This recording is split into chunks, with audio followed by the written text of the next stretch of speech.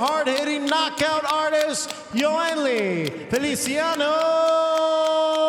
Hernandez. Okay, gentlemen, you both receiving instructions. Obey my command at all times. Protect yourself at all times. And think from here on up is good. Here on up is good. Touch gloves. Good luck to you. And change his fortunes. But Round one scheduled for 10 at 160 pounds.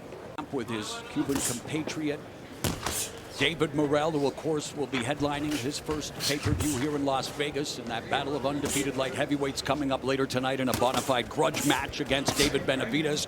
But already, Hernandez showcasing his skills. Nice, good body shots. Pick it up, pick it up. Ruiz told us this week in the fighter meetings he believes he has an opening early in this fight to get off big with his jab. He believes Hernandez is a counterpuncher who at times doesn't throw enough punches. Let's see if Ruiz can establish an early pace. Very much like Morrell, Sugar Hill, we have Hernandez who really have a game plan to, get a knockout and try to hurt somebody. I mean, that's what the fight game is about. It's about hurting somebody. Oh, and Ruiz looking to hurt the body with that step over left hook. A lot of creativity early from Hernandez. You see him switching stances, not afraid to square up. Mostly blocked. But it's Hernandez putting the pressure on Ruiz, throwing every punch with bad intentions. Measuring him. Oh, nice clubbing jab there. Goes to the body. Nice level change here by Hernandez, Sugar Hill. I mean, these shots are slowing Ruiz down a lot. He's going into more of a defensive mode than even punching now. Ruiz from Culiacan, Sinaloa, Mexico, the hometown of Julio Cesar Chavez. Perhaps Mexico's greatest fighter of all time, holds records for the most total successful defenses of titles, has been in more championship fights than anyone else. Brian and Hernandez, well, he's looking to get into that championship conversation. Which is 52% of his total punches. That's a pretty good clip. So much for that slow start Ruiz was expecting from his opponent. I was listening to the corner of Hernandez, and there was really nothing they could say. They were just like, yeah, you're doing good. But you know what was even better? That left uppercut he just snuck in on the inside. And now going to the body, attacking both flanks, missing with that sweeping right hook upstairs. Starting to really gain that experience here as a professional through 6 pro fights. Was a 2-time gold medalist at the World Amateur Championships in 21 and 23. He's coming off his longest fight to date. That ended in the 8th round against the previously unbeaten Bryce Henry. So despite the lack of fights, he is beginning to accumulate. With his amateur background and also being in camp with, Canelo Alvarez, he's building up the experience every day, and it's showing right now with his patience and the way he's picking these punches. I'm enjoying this. I'm enjoying these little uppercuts like that one there. Beautiful craftsmanship on display, Brian, with his punch placement. Less than a minute remaining in the second stanza. The southpaw Ruiz missing with that lead left. There's a feint and the combination by Hernandez, splitting the high guard of Ruiz. And anytime you say no, it probably means yes. Another clubbing right hand from Hernandez, now walking down Ruiz. No, anyone from Culiacan, Sinaloa, Mexico, the hometown of Julio Cesar Chavez, is going to try to hold his ground. You better have a beard from that town. Ruiz taking these power shots well, but he's yet to really gain the respect from Hernandez, who is all over him against the ropes. 3-punch combination from Ruiz, letting Hernandez know that he's still here. Oh, there's a left as Ruiz on his bike, backing up to the ropes, trying to avoid the offensive onslaught, the crushing combinations of Hernandez. Hernandez is both the aggressor and the counterpuncher here. Oh! You see Ruiz swinging for the fences. He's got to try something to break the rhythm of his opponent. In Ruiz's last victory, he sent former welterweight titleist Luis Collazo into retirement via 6th round KO via body shot, a right uppercut to the midsection in April of 2023, causing him a lot of consternation. You see Oh, Hernandez. that uppercut jacked him up. He's throwing a good body shot, and then he's finishing up with an uppercut up the middle. Just round the outside, back up the middle. Threatening to test this knockout streak for Yoenlis Hernandez, who Yoenlis told us coming in, he very much expects to continue that 6-0 with 6 KOs. And right now he's got Ruiz once again pinned to the ropes. When it comes to Ruiz, does overextend his punches, susceptible to counters. Take away his stamina in the later rounds. He's trying to be more judicious, work behind a jab. He's just getting swallowed up by the offense of Hernandez. Final minute of round 3. Can Ruiz see that bell? He's getting his face hit viciously by Hernandez. Ruiz has been down once, resulting in the lone stoppage loss in the first L of his career. We talked about it against Javier Flores. Hanging tough with Hernandez, but how much more can the chin take? How much more punch resistance does Ruiz have?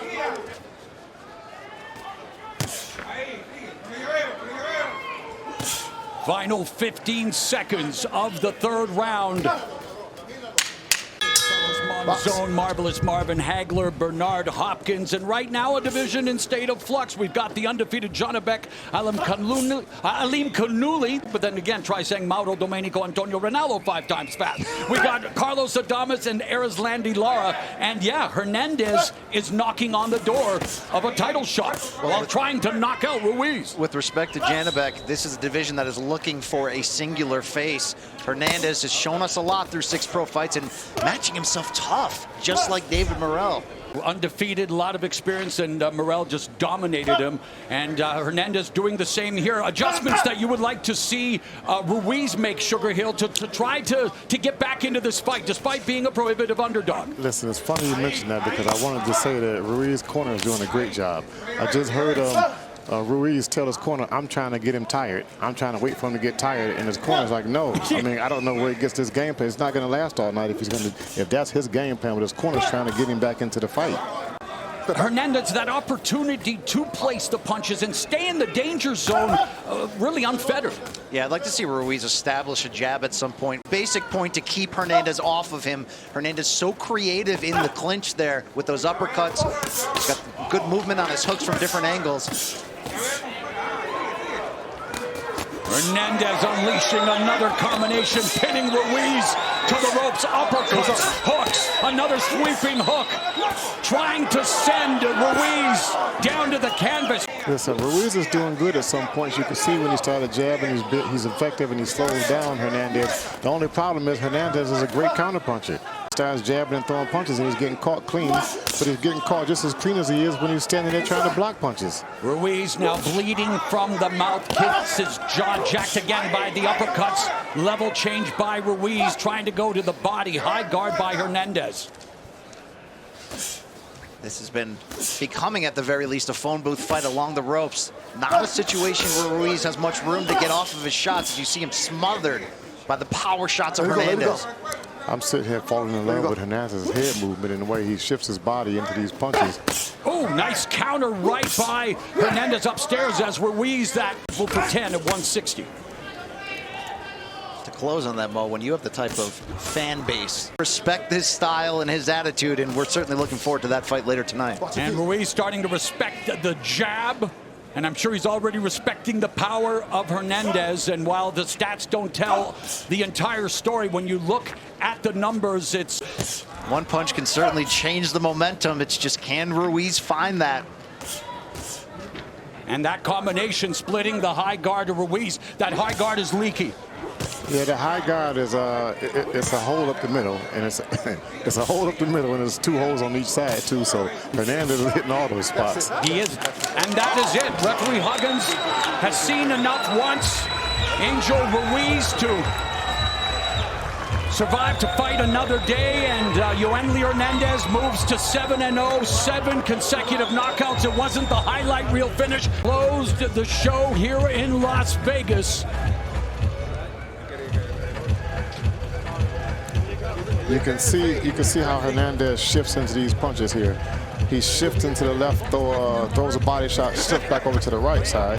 clear winner by TKO and still undefeated, Yoenlis Hernandez. We went over the rules in the dressing room. All punches here will be good. All punches here will be good. Obey my commands. Give me a good, clean fight. Touch him up, scoot back. Can weather the storm and counter effectively, or if Hernandez's power punching blitz will break through his defenses. The bell and round number 1. Those KOs came against opposition a lot less decorated than Hernandez, who's already landing a combination through the guard of Davis. Yeah, that was a beautiful setup, right hand. And the uppercut for Hernandez is lethal. Right uppercut, right hook.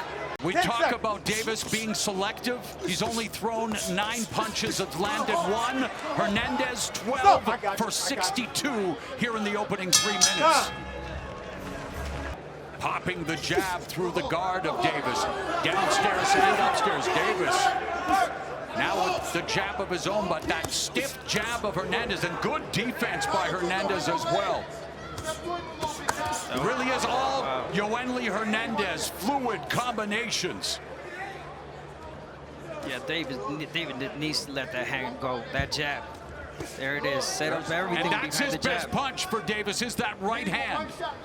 He uses it as a lead, but Hernandez picking up the combinations and dropping Kyron Davis here in the second round. Davis has only been down once, and it was in a loss at middleweight to Junior Castillo in April of 2016. See the replay on how that knockdown happened. There was a barrage of punches. He opened up the guard. He landed the 1-2. The jab that really dropped him at the it was end a of the powerful jab. combination. Yeah, power jab. There was a couple of body shots, hooks, opened up the guard of Davis, and it was a powerful jab by Hernandez. And now Hernandez putting pressure on Davis, stapling to the ropes, body, head, using the jab. There's the uppercut. Davis shelling up, unable to fire back, trying to roll with these punches. And that powerful jab from Hernandez was right on the button. Well, it was the 4-punch combination that just really blinds you with those punches coming from different angles. Didn't catch him as flush as we thought with that uppercut, but when you follow up. It's a set up a punch, but that jab itself for Hernandez is a weapon, definitely hard shot. Nice right hand too. Yelling at Davis, you gotta be mean. We're not seeing any aggression from Kyron Davis, and again, in large part due to the aggression of Hernandez. Another uppercut on the inside by Hernandez. Round number 5, and Davis coming out with the jab, trying to be more aggressive, but Hernandez keeping him at bay. Body shots, the uppercuts, the stiff jab, and it's Hernandez who's been able to put together combinations at will and land highly effectively. I don't see that in this fight, because Hernandez, whether it's from middle distance or whether it's walking him back to the ropes, can do whatever he wants, whenever he wants. Big combinations. Uppercut right hand. Davis needs to evacuate the ropes. He is getting... There was quite of an attempt right there by Davis to counter. Oh, straight right hand. Lands for Hernandez. Backing up Davis to the ropes again. Another punishing right hand. Hernandez going on the attack. A clubbing right hand by Hernandez. He's looking to end it right here. Davis trying to roll with the punches, but there's plenty of steam on those shots. Exhort their fighters, saying that Hernandez is getting tired. Don't know if that's the case. No, it's a trap. And Davis has been unable to make him pay for this time spent with his back to the ropes. Uppercut by Hernandez on the inside. Another uppercut. Clubbing right hand. Yeah, and it's Davis right there. Doesn't want to let his hands go too much or open up, because he knows that Hernandez is up to something. Final minute of the 6th. There's a pair of right hands from Davis. His most effective punch. Nice combination to the body, and the left uppercut upstairs by Hernandez. Toe-to-toe, left hand to the body by Davis. Now Davis puts together a combination. Doesn't back up Hernandez. Chopping right hand by Hernandez. It's like a hatchet, speaking of chopping. And Davis, even when he throws, the punches are being blocked by the guard of Hernandez. No, he's just being bullied now by Hernandez. Hernandez pushing him back. His presence himself, just being there, Hernandez is a lot for Davis. He needed to dictate the terms that he was going to work at mid-range, bring Hernandez into deep water, and while we're getting into deeper water, it's Davis who's, drowning a bit. Yeah, Davis is the one drowning. Ooh, another vicious. And every punch that Hernandez throws, even the ones that are blocked or cut off the arms, moves Davis back. Davis busy, but again, Brian, those punches are being blocked by the hard guard of Hernandez. They're not scoring blows. It's such responsible defense for a guy who is operating in the phone booth, mostly getting off power shots, but he's not leaving those extra opportunities. He's making Davis work for it, but it's hard to work for it when you're getting beaten down by power shots with your back to the ropes. And sometimes his offense is his defense. He's just landing so many shots, accurate shots from Hernandez. And while Davis lasting longer than any other Hernandez opponent, he has had no success thus far in this fight. Moral victory to maybe an upset victory, but it's going to start with punches. First time that Hernandez has seen round 9. He's dancing, he's punching, and he's keeping Davis at bay. Yeah, the conditioning's there. He needed this type of name, experience in a Davis, and he's doing it all. He's showing us everything Hernandez, especially in this 9th round. I mean, he's just resting there, just waiting for the right moment. Another clubbing right hand by Hernandez. Sharpen iron with the best in the game at this age, and you're a willing student. Then just having the power and athleticism to go with that feels almost unfair. A full package, right? And despite this just being his 8th fight, he's already the #1 contender for Cuban compatriot Erislandy Lara's title. He would rather not face Lara. There's also the unified champion Janabek, Alim Kanuli, and Carlos Adames, who are title holders at 160 as Hernandez has Davis on the ropes again. Davis eats the right. There's a right hand through the guard by Davis that lands. That was a fight that he took on short notice, jumping up to 168 pounds here at middleweight, where Brian Campbell said was his best weight.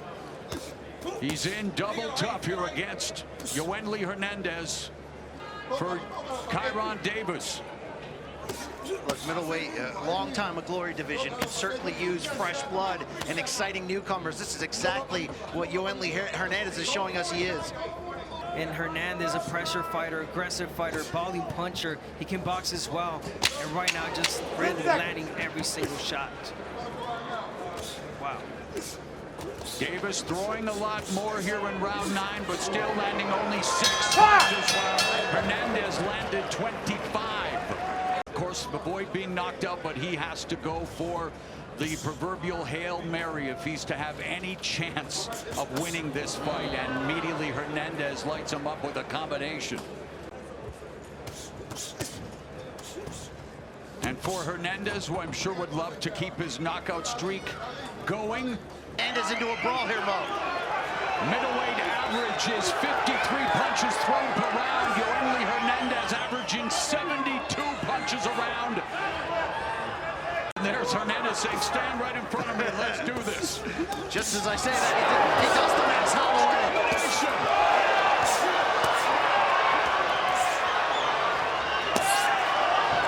Hernandez looking to close the show with 45 seconds left in the fight. Hernandez saying, come on. Body shot Hernandez. And Hernandez sitting down on every shot. 10 seconds left. This is theater here in the final round. The theater of truth, the boxing ring, and the truth is, Yoenlis Hernandez, he's a bad man. 100 to 89, all three in favor of the winner, and still undefeated, Yoenlis Feliciano Hernandez. Okay, gentlemen, you both be giving me instructions. obey my command at all times, protect yourself at all times. Anything from here on up is good, from here on up is good. Touch gloves. Meanwhile, Gausha enters this fight with a renewed commitment to becoming a finisher. Round number 1, scheduled for 10 in the middleweight division. And immediately, Hernandez establishes the jab. Yeah, if there was ever a fighter to prove yourself against, it will be a fighter like Gausha. Man, Hernandez putting it on Gausha. Get used to mine. You may put nightmares in some of our sleeping El Diablo mask. Oh, nice right hand. There's a jab to the body, well done by Hernandez. That's what he's hoping for, that Hernandez will leave these openings. Yeah, and if there's anything that Gausha has is that experience, opening those that guard, waiting for the right moment to let those hands go, and round by round finding a way to gain in the fight. It's been all Hernandez, just pawing and definitely not throwing more punches as advertised, but it's hard to do when this offensive onslaught is coming your way. Nice pullback counter, and now Hernandez going to the body and upstairs. Hernandez looking to close the show here in the first round. Uppercut left. He looks like a scary dude as El Diablo continues to walk Gausha down. 200th round as a professional, has faced nothing but the best in his career. And here tonight is on the receiving end of a first-round whooping courtesy of Yoenlis Hernandez. Hernandez just not letting Gausha breathe. No, definitely not. And even that jab is so powerful from Hernandez, pushing Gausha back. Round number 2, and Gausha trying to be more aggressive here to start. And of course, be careful when you get involved with an exchange with a guy like Hernandez. Be able to catch him opening up. And at 37 for Terrell Gausha, this could very well be the last opportunity to assert himself in the middleweight division again, taking on the likes of Carlos Adames. And well, one thing Adames said at the press conference. Wow. Well, he's contending with a very difficult task in front of him here. I knew you were going to say that. He's coming on strong. Definitely not making his case, right? Upstairs, uppercut. I mean, he's just strafing his body, guys. Yeah, Isaac Garcia, a lot of people thought he won, and look at what Hernandez has been doing these last 2 rounds. Impressive. Gausha also has a draw with Austin Trout that a lot of defended his title, talks about moving up to 168, and of course the timeless wonder Erislandy Lara, the fellow Cuban of Hernandez, as Hernandez puts together a plethora of uppercuts. But you see what I'm saying? The division needs the new blood, and Hernandez wants to be that guy. And getting those punches in. Man, everything he delivers is with an authoritative thud. Even his shoes have devil horns and a tail on them. The devil is in the details. And look at the details of the total punches through 3 rounds. It's a whitewash for Yoenlis Hernandez. And boy, the combinations, the beautiful execution of technique. Great poise here on the inside from Hernandez. Yeah, well said. That's exactly what he's doing. He's so in control that he does take those steps back and tries to see what he has to do next. Not overcommitting at times, and I like that from Hernandez. And it's a suffocating attack by Hernandez. But here comes Gausha opening up. He's forced to open up, but be careful. Hernandez now unloading with the uppercut. The left hand referee watching. Gausha trying to defend, but in trouble. Now the veteran.